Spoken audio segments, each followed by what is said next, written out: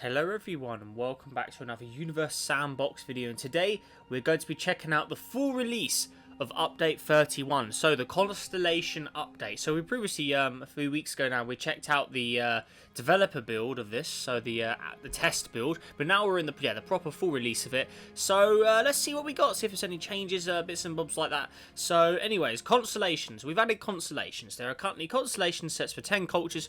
Check them out under Open Constellations or Open the Western Constellations now. Know more about them in our guide, so we'll check those out. Dynamic object glows. I remember this was really cool. So the size of an object's glow now corresponds with how bright the object is, in addition to its temperature and how far away it is. The brighter objects get in larger glows. So we're going to have to try it with the largest stars and most luminous stars, see how that works. Next up, we've got more highlights. The dynamic Hatchel zone now displays a notification indicating the object Hatchel zone is for. Random rocky and cloud particles can now be added directly from the add panel. Okay. Glows from stars and planets of the same radius and temperature are now correctly the same size. The gravity button turns off gravity between objects without disrupting individual object compositions. Okay, and I've actually got the full notes just up in my browser here as well. So, I mean, other than that, it's just a few bug fixes. I mean, fix an issue that allowed collection or collisions of less dense objects to yield incorrect huge clouds of gas. So that was a bit weird, actually. Fix an issue, explosion fragments would not be gravitationally attracted to nearby objects. And fix an error that could occur when adding objects with gravity disabled. So I've got a few fixes, and other than that, it's just basically just small little tweaks. Not really anything too interesting there. So apparently there's also glows, some new glows option as well. So pretty interesting, okay.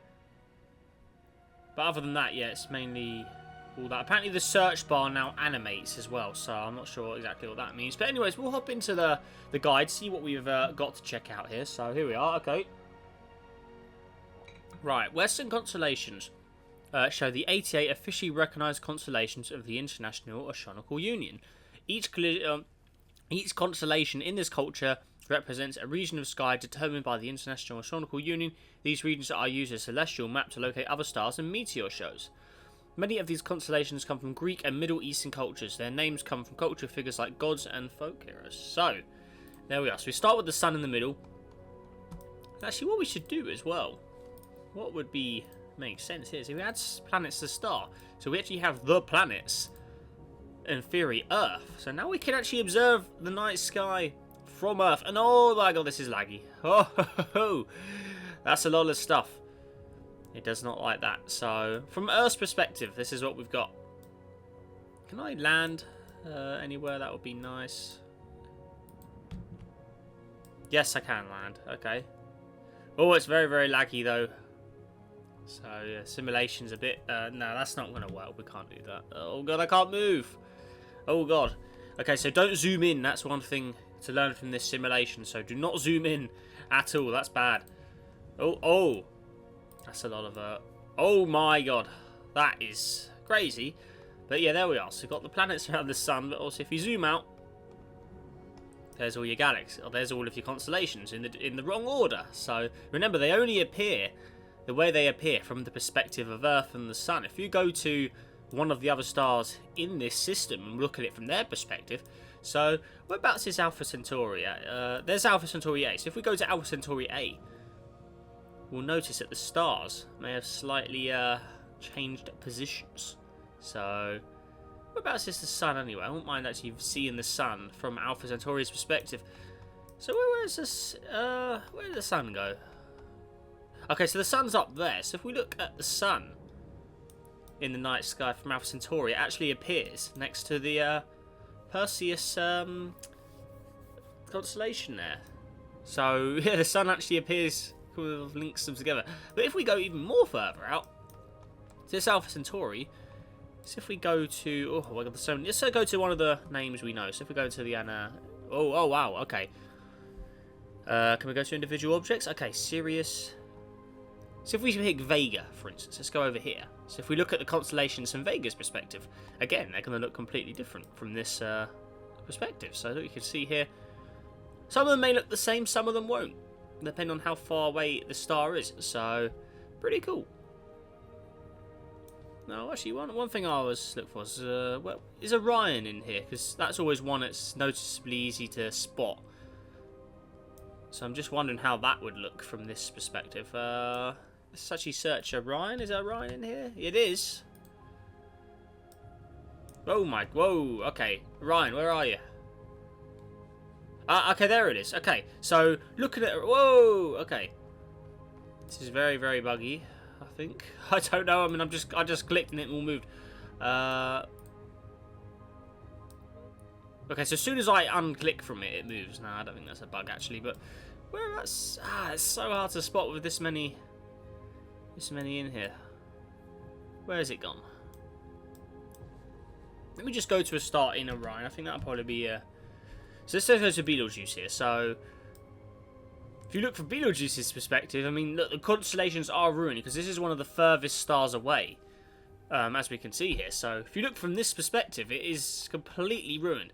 But if we look back on it, you can slowly put Orion together. So you can see, look at the constellation of Orion, just due to my position in space. Look, as I'm moving light years across, look how the stars completely bend and get ruined. So obviously the sun, we're looking roughly, so if I head roughly to where the sun is, so that's there. So, okay, so this is where the sun's roughly, we're close enough to the sun, so somewhere here. That's how Orion looks. But as soon as we move in space, so there's the sun, we're leaving the sun behind, you can see that Orion will immediately get ruined if you just travel to, say, this star here.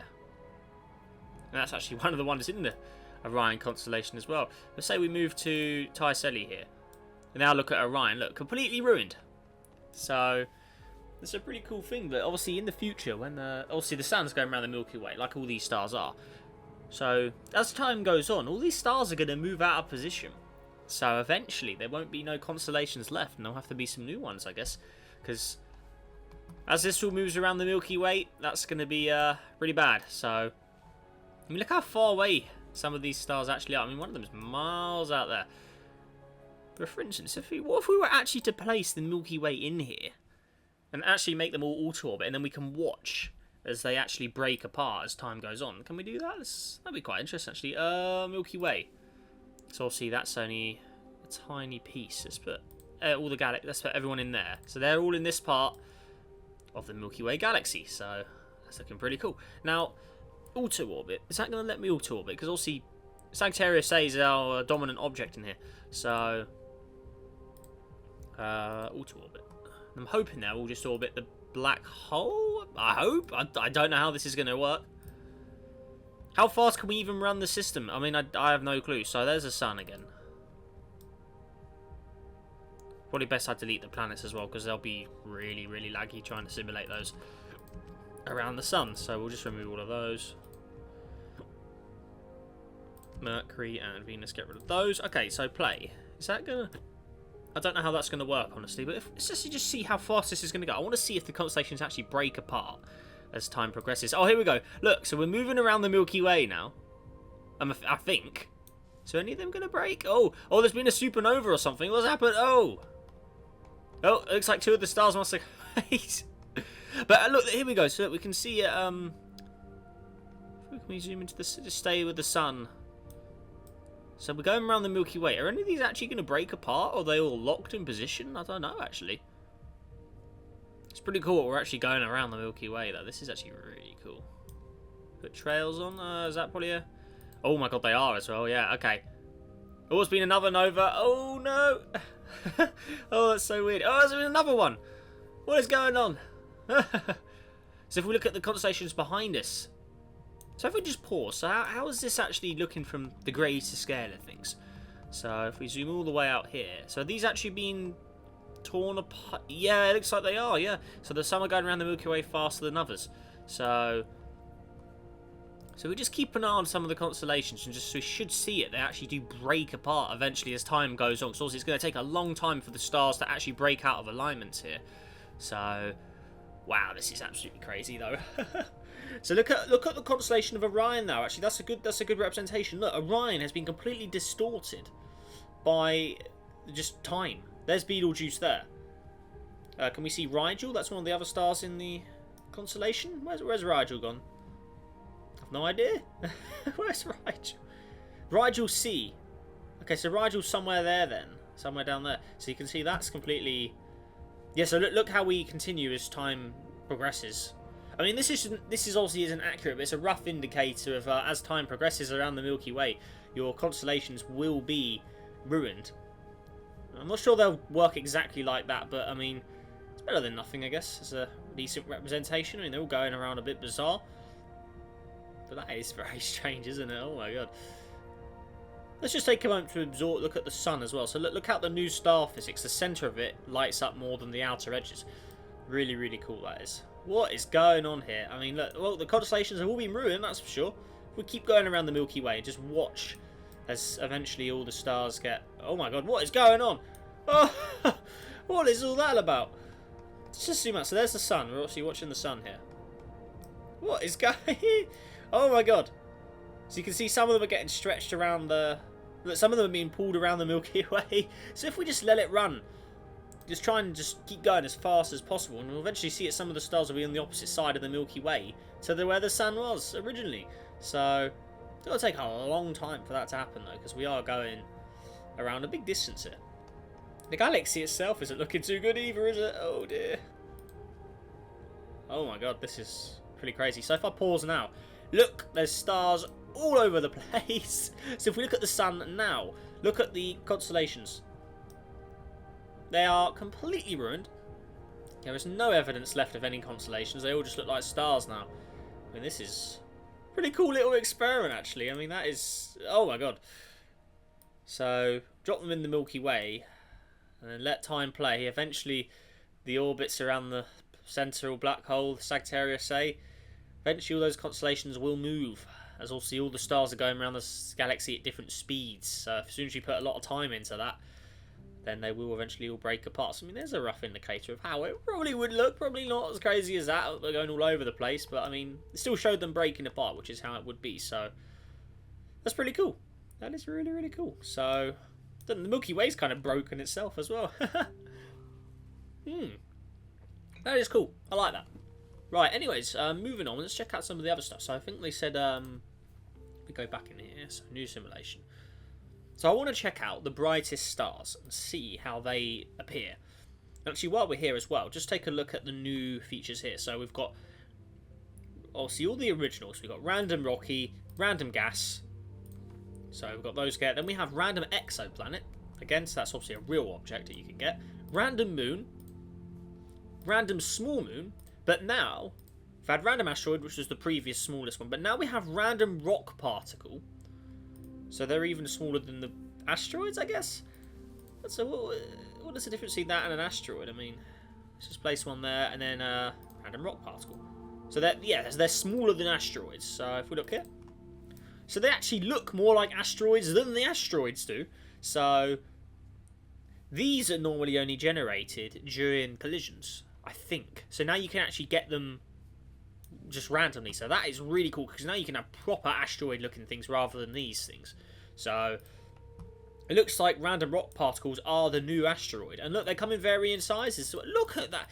Okay, who needs the asteroid button anymore? These are way better. Look, asteroid.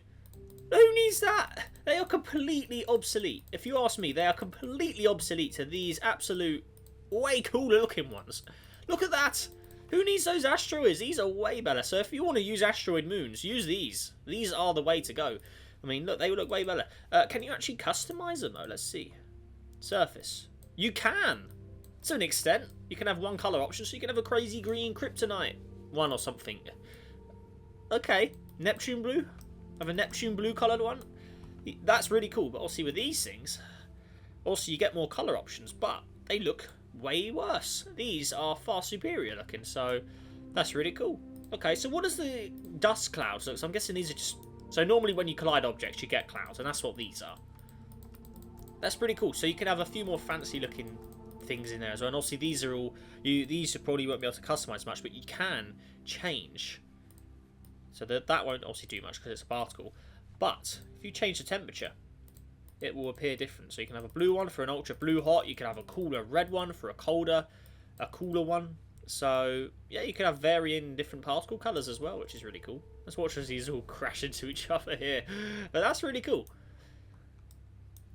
So the asteroids versus the rocks here. And you can probably form planets. Really cool now. We'll have to try that, actually. Do an episode on just trying to form a planet from asteroids. I think that'd be really, really awesome. Look at that. So eventually all these would collide together and actually make some sort of spherical objects. If I go random rock particles and just spawn a bunch of those in there. And hopefully they're actually all... I mean, oh, they look really cool combined. Look at that. So obviously in orbit of that gas giant though. Maybe we're forming a moon or something at the moment. That's what we're doing. We're forming a moon. So we can see this object here is building up quite a lot of material. So, oh, that's so cool. So it's about to eat our blue asteroid up. So that's going to get engulfed. So that's going to become part of it, hopefully. Or will it? Or did the... Oh, no, it has eaten it. Okay. So we're forming a moon, 288 kilometers. So it's already the size of, say, Mimas. So it's getting there. But if we keep having rock particles in here, so let's just slow down even more. And just put literally loads and loads of rock particles in here. So let's just spam click like absolutely crazy. Throw a few of those asteroids in here as well. But this is looking pretty cool. Oh, hang on, we don't want them orbiting actually because that's bad.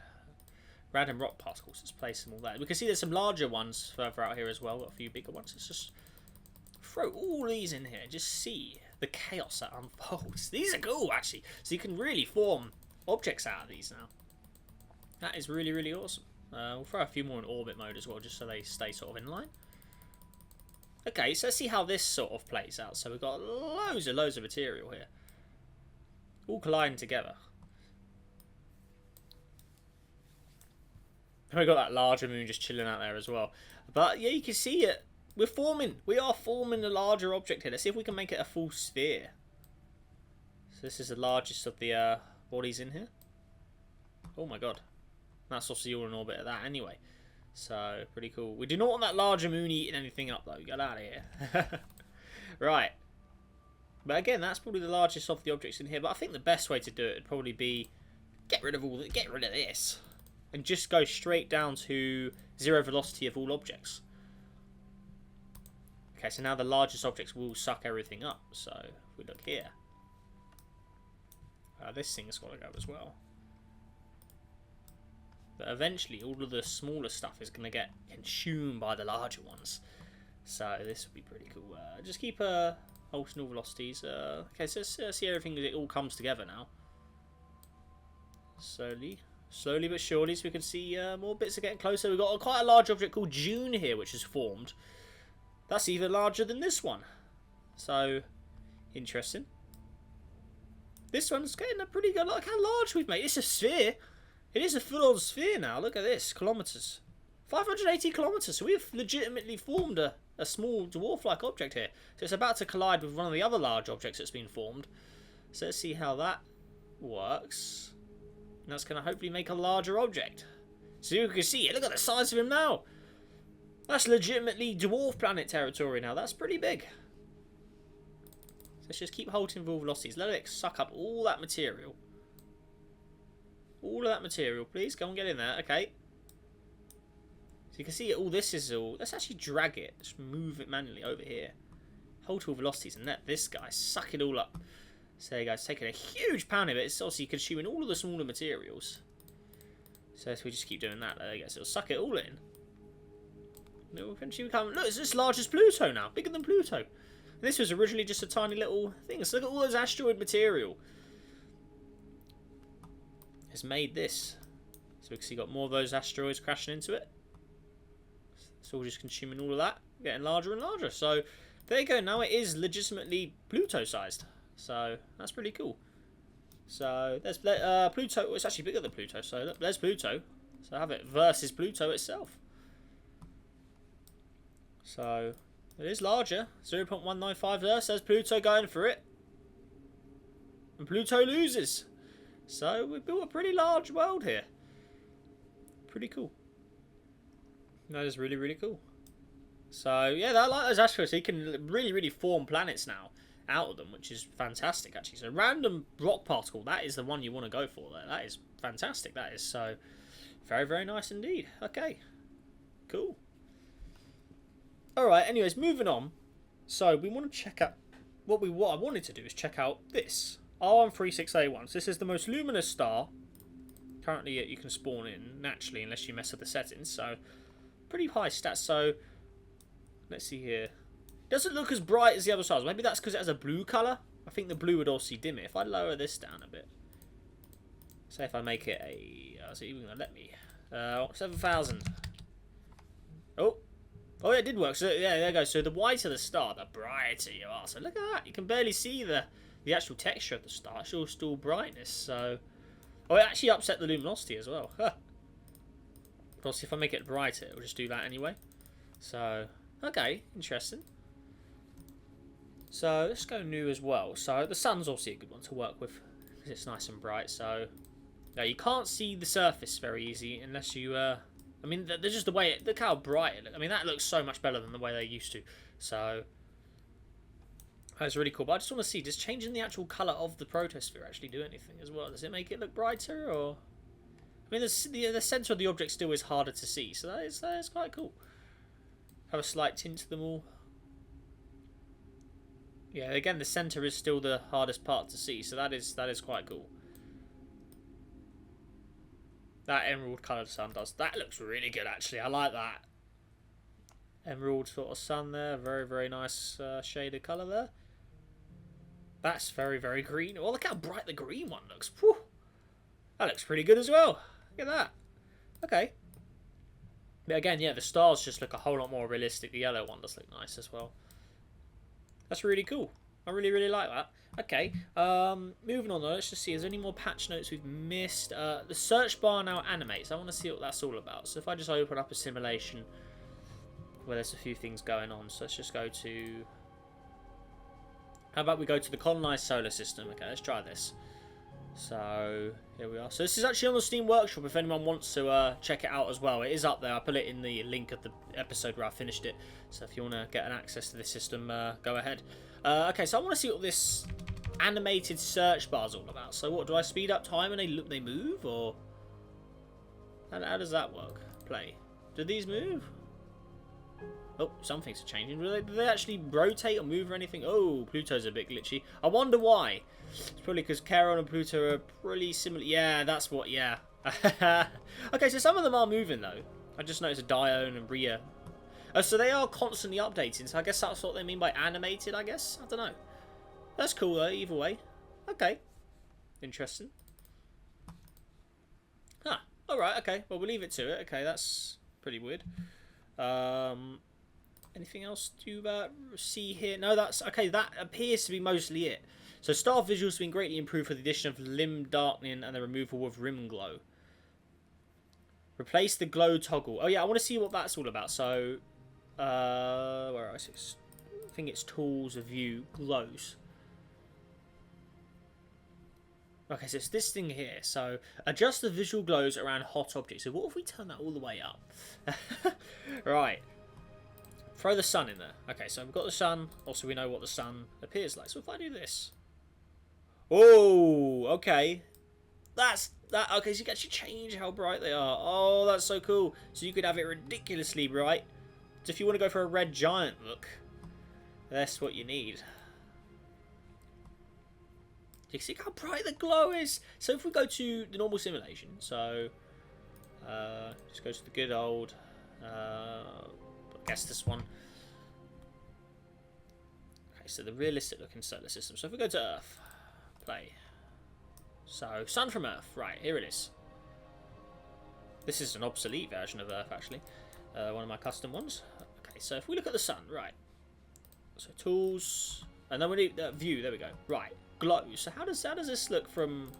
So let's just land, say, somewhere near China here. Let's have a look around. So zoom up. Okay, so maybe turn the clouds off. Would be a good idea as well. Just so we can really see the sun and what it's all about. Right. Glows are dimmer. Okay. Glows are brighter. Oh wow. Okay. I think honestly, look, there's 100%. That's what it normally is. But I think that looks more realistic. I have to say, that does look really cool. So that's obviously hidden away in the clouds there. But that, I think that looks really cool. Actually, that does look really good. Maybe it makes it. Maybe the sun will be more visible from the further reaches in the system as well. So let's go to Neptune. What's happened with Hermea there? It looks a bit glitched. I think this system's needs a bit of an update actually. There's a few things that don't exactly look correct in here. So here's the this is the custom Neptune. So how does the sun look with a brightened up look?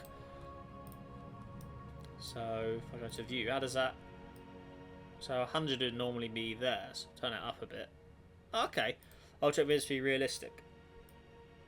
Still could see something blocking. That's not exactly realistic game, but yeah, okay. So it just makes it look a lot brighter. I like that. That's quite cool. So that's a nice little feature there. So it really does make the star look a lot more powerful. So that's cool.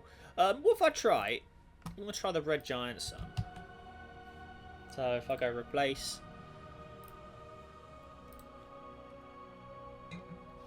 Now I go to red giant sun. Whoa, that looks cool. Whoa, that looks so much better than the way it used to. Look at the glow on it. Play. So that's also eating up all the inner planets. There's Earth. Yeah, that's not looking too good, is it? Oh dear. But look at the animation on it as well. But also zoom out, it goes more red as you get further away. Oh, that looks fantastic. That does. That looks so much better. I mean, it's been so long since I've used this object for anything, but if we just look at the glows here again, so normally it'd look like that. Somewhere about that. So that's about 109%, but also turn it up. Look at that. It looks so much better. I love it. Looks great. That is really cool. So if we look, say, from Neptune's perspective again. So let's see what's going on over here. Look around. Turn all that off. And there you go. That looks... The glow does look really, really cool. So there you go. And also we can make it look more redder as well. Ooh, okay. Well, that completely upset the glow. A super red star. Whoa, oh my god, that's so weird. Oh my god, right. Damn. Oh, it looks like you can't put it back to realistic mode, so we're stuck like this now. You can't... There used to be a button that put it was either custom or realistic. Oh, there you go. Okay, never mind. That's pretty cool, though. Just, see if it moves. See how it moves. Oh! Oh! Sun, what do you do? Oh, dear. Right. Okay. Now, let's try leveling things up even more. Let's go to the quasi-star. Let's spawn that in. Oh, this is a simulation I'm after. I was using an obsolete system. This is the one we want to be using. Okay, that's better. So if we look at our objects now. That's not how they should look, game. What's all that about? So there we go. That's the system we want. There you go. Everything's looking fine. Cool. I should just delete those old sims there. Yeah, they're not useful anymore. So update 29 is the latest one I made. Right. So I'm going to replace you with the quasi-star. No. Oh, that was a bad button. I shouldn't have pressed that. It's just added duplicates of every object into here. Yeah, let's open that again. Here we go. Whoopsie-daisy. Right, okay, so sun. Open. Replace. Now we go to quasi-star. Hey, let me search. Okay, there you go. Alright. Oh, damn. So Uranus is the closest planet to the sun. Oh, it should be the closest planet to the sun. Or is it? Is it inside the... I don't even know where Uranus has gone. Now Neptune. Actually, where is Uranus gone? Oh dear. I think it's eating them all. Where's Neptune? Uranus is inside the quasi-star. Oh, the quasi-star's huge. Right. Oh dear. Oh, that's okay. So they glow now. Oh, that's because maybe that's what they mean by animated search menu. So. When they actually glow hot, they glow hot. Play. Whoa. Oh. Why is it looking green? Oh, dear. So it's basically just destroyed everything. Let's put an Iris in. Let's build them all in. The whole system's gone already. So Planet 9, the furthest object out. I mean, there's the quasi-star. Planet 9 has lost all of its gas as well. What's that all about? Why has Quasi-Star gone yellow or green? That's not right. No, that's, it should look more like that. I think my Quasi-Star, custom Quasi-Star's a bit broken, but there you are. Okay, so that's still looking pretty crazy. I don't know why they didn't auto-orbit. That's pretty strange, but there you go. So again, we turn it up. Quasi-Star is a bright star. That is pretty cool. But yeah, Planet 9, you are kind of lost. You've kind of had it. But yeah, what happened to our gas? Let's put it up. So it is losing the... It just eats the gas up. If I make it all gas, maybe it'll survive longer than... I don't know, but... Yeah, that's pretty big. That's a pretty big star. So...